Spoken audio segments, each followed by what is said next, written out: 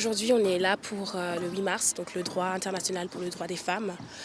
Et moi, je suis ici pour faire entendre ma voix et surtout pour me représenter en tant que femme afrodescendante, politisée, radicale, qui se mobilise pour le droit de tous. Défendre en fait une cause qui me semble concerner tout le monde. Souvent on dit ouais, les femmes, les hommes, ils peuvent pas être égaux, ils peuvent être égaux en droit. C'est juste des droits, une égalité de droits, pas une égalité de corps. Cette journée du 8 mars, qu'est-ce qu'elle représente pour vous ? Elle représente un peu genre le retour du printemps après le 14 juin où on s'y remet, où on se réjouit de la nouvelle année et de continuer à revendiquer pour nos droits et dans la bonne humeur le plus possible. On vous a entendu dans un discours aujourd'hui. Quel était l'essentiel de ce message ? L'essentiel de ce message, c'est pour moi, il va à mes sœurs noires et afrodescendantes.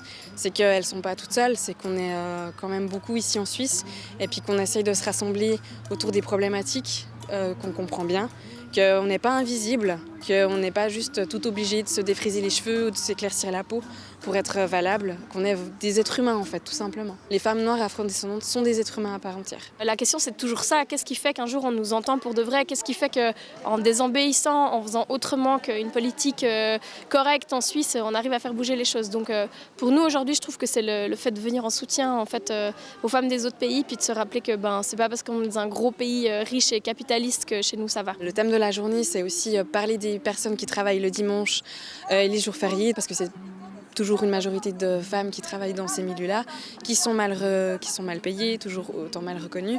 Et pour parler aussi du travail de soins en fait, qu'on fait à la maison aussi. En fait. Et le travail que les mères particulièrement font, c'est pas que le dimanche, c'est tous les jours. C'est un travail qui est très très dur, qui demande énormément de responsabilité, qui n'est pas payé, qui n'est pas reconnu. Et ça, c'est injuste aussi.